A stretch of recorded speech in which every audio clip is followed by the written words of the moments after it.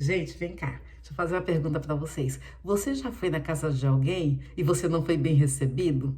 Você percebe que quando a pessoa te viu assim, já deu aquela travada, né? Já não se alegrou, já não te ofereceu um cafezinho, não foi simpático? Já aconteceu isso com você? Comigo já. Coloca aí nos comentários. Fala aí como é que foi essa sua experiência.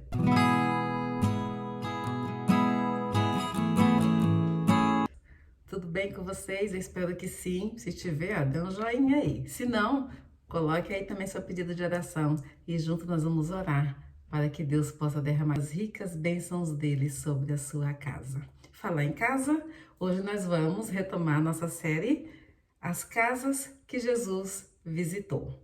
Para quem não me conhece, sou Dija Carvalho, já convido você a compartilhar aí com uma pessoa querida sua, dá aí já o joinha e se inscreva no canal. Inscrever no canal, gente, é onde está escrito aí inscreva-se, é só clicar em cima e depois tem um sininho, aperte o sininho e você já vai estar inscrito e também já vai receber as notificações toda vez que eu postar um vídeo novo. Então você seja muito bem-vinda, você seja muito bem-vindo. Nós vamos hoje falar sobre a casa que Jesus visitou, que é a casa de Simão. Simão era um fariseu. Ele convida Jesus para visitar a sua casa. E eu quero falar algumas coisas em relação à cultura daquela época. Quando uma pessoa chamava alguém para ir à sua casa, a casa não ficava assim, não era fechada, ficava aberta, que outras pessoas também poderiam ter acesso, e mesmo porque Jesus, como sendo um rabino, sendo convidado, outras pessoas também queriam ouvir o que Jesus tinha para dizer, discursar, ensinar na casa de Simão. E vamos falar de algumas situações em que a história acontece. Ao receber um hóspede no Oriente Médio, esse era um evento público. Então você já sabe, né? Jesus era aquele que atraía multidões. Então, certamente tinha pessoas ali acompanhando ele para ouvir o que é que ele tinha a falar na casa desse fariseu chamado Simão. A hospitalidade era vista com muita estima pelo povo judeu. O ambiente era bem propício para palestras e discussões. Em um banquete judeu, ninguém comia em pé. Todos então se assentavam e as pessoas, mesmo que elas não tenham sido convidadas, elas tinham liberdade de se aproximar daquela reunião. Desta forma é que entra uma pessoa que está inserida na nossa história hoje. E ainda a respeito do jantar, é destacada uma formalidade. Na verdade, todas nós, né? Quando vamos preparar um jantar, vamos receber as pessoas, nós temos aquele cuidado de organizar tudo, ficar tudo bem bacana para que a gente possa receber bem nosso convidado. Aqui também não é diferente. Os costumes é que eram diferentes. Por costume, o anfitrião colocar a mão nos ombros do seu convidado, ele dava um beijo de paz. E esse era um sinal de respeito que não podia ser omitido, especialmente quando se recebia um rabino. E havia também um constante lavar dos pés, visto que as pessoas andavam com sandálias de amarrar, e as estradas empoeiradas, então os pés sujavam muito. Então, quando o convidado chegava, o anfitrião ele tinha todo esse cuidado de providenciar água para que o hóspede lavasse os pés, ou escravo ou servos para fazer esse lava-pés. Outra coisa também que era costume era ungir o convidado com uma essência de rosas perfumada sobre a cabeça do convidado. E essas três atitudes, elas demonstram uma boa educação do anfitrião. Visto aqui que o anfitrião, que era Simão, ele não fez nenhuma dessas formalidades que era hábito deles fazerem. E essas faltas, elas configuram em um grande escândalo, inaceitável.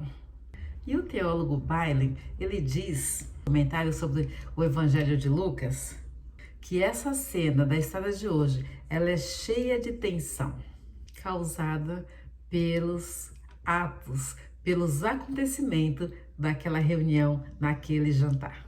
Todas essas faltas que Simeão cometeu a receber o seu hóspede denota uma hipocrisia muito grande, porque ele se refere a Jesus como mestre, mas não o trata como tal.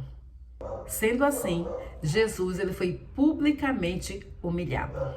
Lucas 7, versículo 36. Convidado por um dos fariseus para jantar, foi Jesus à casa dele e inclinou-se à mesa. Ao saber que Jesus estava comendo na casa do fariseu, certa mulher daquela cidade, uma pecadora, trouxe um frasco de alabastro com perfume e se colocou atrás de Jesus a seus pés. Chorando, começou a molhar-lhe os pés com as suas lágrimas. Depois os enxugou com os seus cabelos, beijou-os e os ungiu com o perfume.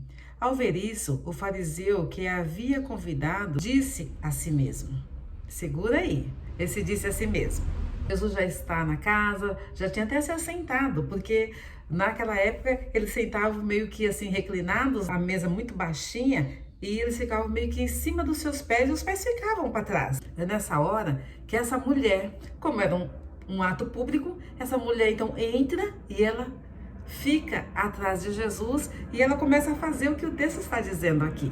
Lucas se refere a ela uma mulher pecadora. A reputação dela era de uma mulher leviana, provavelmente uma prostituta. E suas ações permitem entender que ela já teve algum contato com Jesus Cristo. Um contato bastante significativo, ao ponto dela reconhecer que ela precisava de perdão e restauração na sua alma.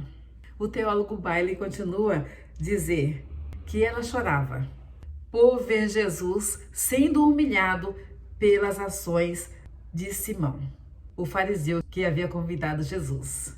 Como ela não viu Jesus sendo recebido da forma correta, ela se entristeceu muito.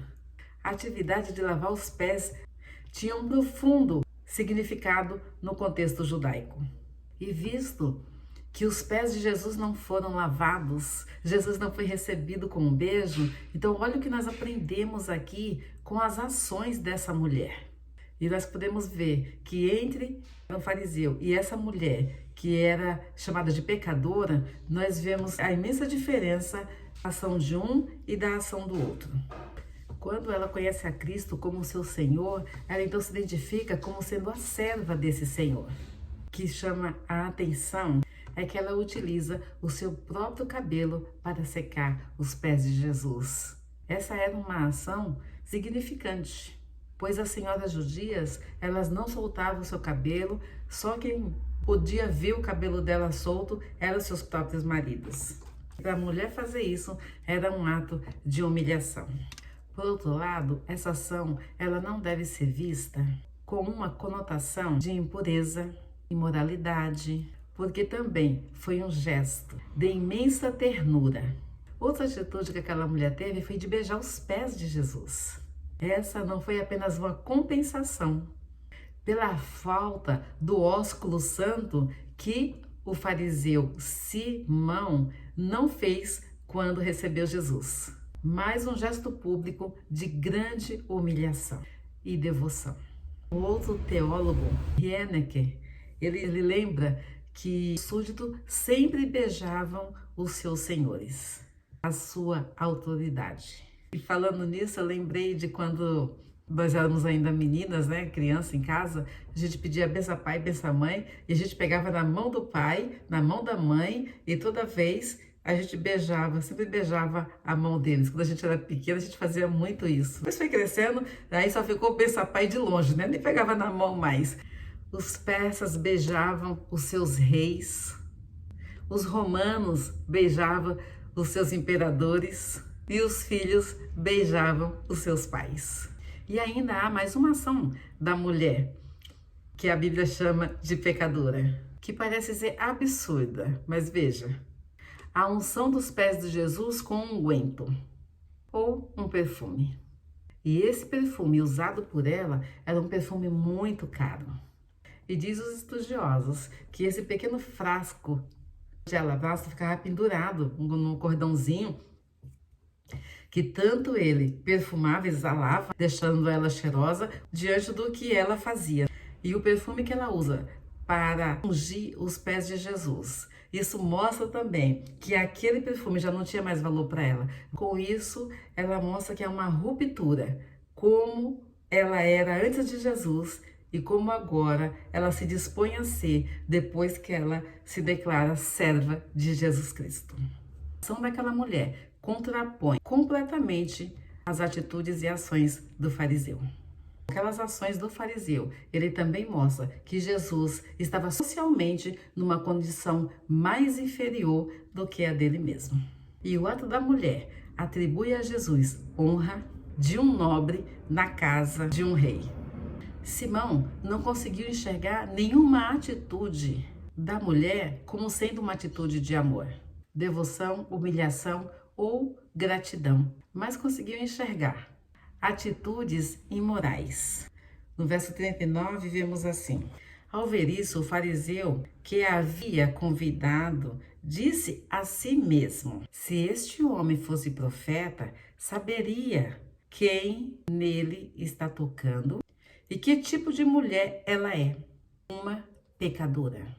Então, Jesus disse: Simão, tenho algo a lhe dizer. Dize, mestre, disse ele. 2 homens deviam um certo credor. Um lhe devia 500 denários e o outro 50. Nenhum dos dois tinha com que pagar. Por isso, perdoou a dívida a ambos. Qual deles amará mais? Simão respondeu: suponho que é aquele a quem foi perdoado a dívida maior. Você julgou bem, disse Jesus. Em seguida, virou-se para a mulher e disse a Simão: vê esta mulher?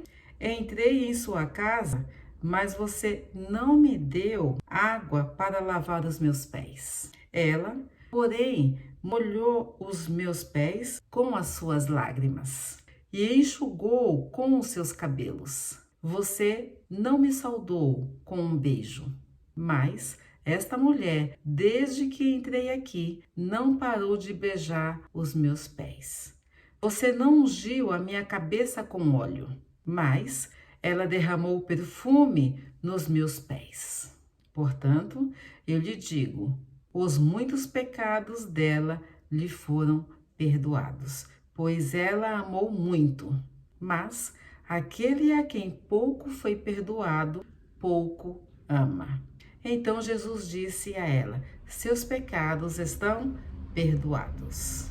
Queridos, veja que tudo foi ocorrendo, mas chegou uma hora que o Senhor chama a atenção de Simão. E o Senhor fala: posso lhe dizer algo? Então o Senhor vem relatando tudo aquilo que ele não fez, ele como sendo um fariseu, um homem da lei, conhecedor, ele não fez o que ele deveria ter feito como um anfitrião. Mas aquela mulher que diante da sociedade não tinha valor nenhum, não tinha respeito, mas ao Senhor, tudo aquilo que era para o fariseu fazer, aquela mulher faz diante do Senhor. Aí a pergunta: quem agradou mais ao Senhor? Eu estou fazendo essa pergunta, mas a palavra do Senhor fala: a quem recebeu o maior perdão? Então, a parábola, ela não é de difícil compreensão. Assim que o Senhor citou ela, Simão, ele já havia compreendido qual foi as ações e as atitudes dele. E na história, os devedores são igualados em sua necessidade. Pois apesar da diferença entre as dívidas, ambos são incapazes de pagar.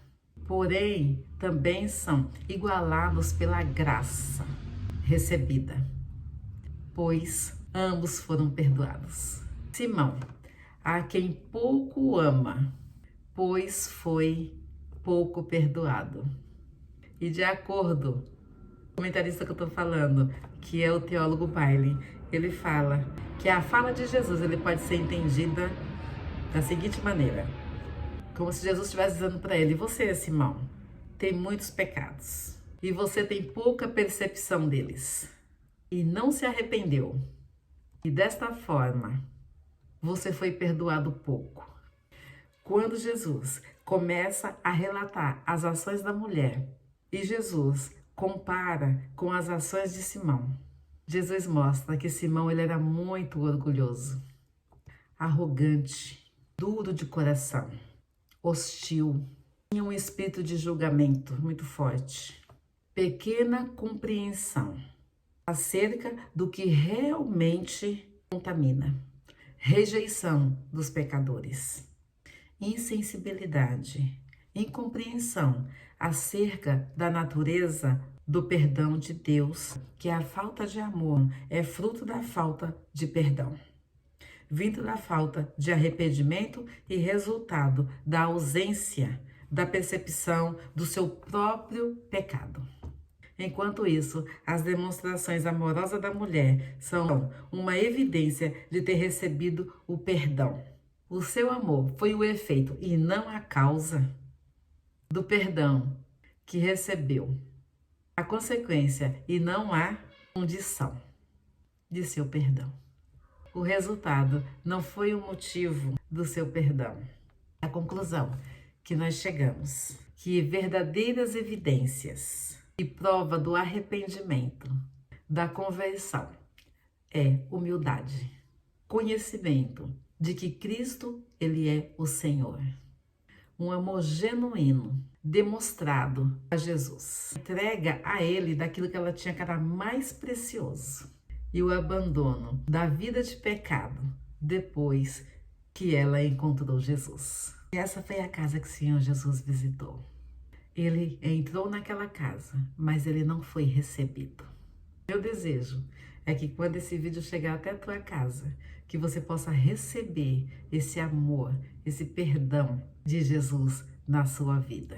Talvez você não está conseguindo amar a Jesus. Talvez você não está conseguindo se alegrar com Jesus. Talvez você seja como Simão. Mas talvez você também seja como aquela mulher pecadora. A verdade é que Jesus está entrando dentro da sua casa. E você é que vai dizer como que você vai receber. E talvez essa não seja a primeira vez que o Senhor tem entrado na sua casa. Eu tenho certeza que o Senhor tem entrado na sua vida, na sua casa, de várias outras maneiras. E talvez você tenha rejeitado, como Simão fez.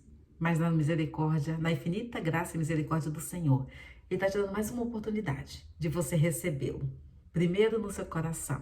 Depois você vai levar ele para sua casa. E aonde você for, você vai levar esse Jesus. Que o Senhor te abençoe. Quero orar com você nesta hora. Pai querido, essa palavra é maravilhosa, extraordinária. E mostra, Senhor, que o Senhor é conhecedor de cada um de nós.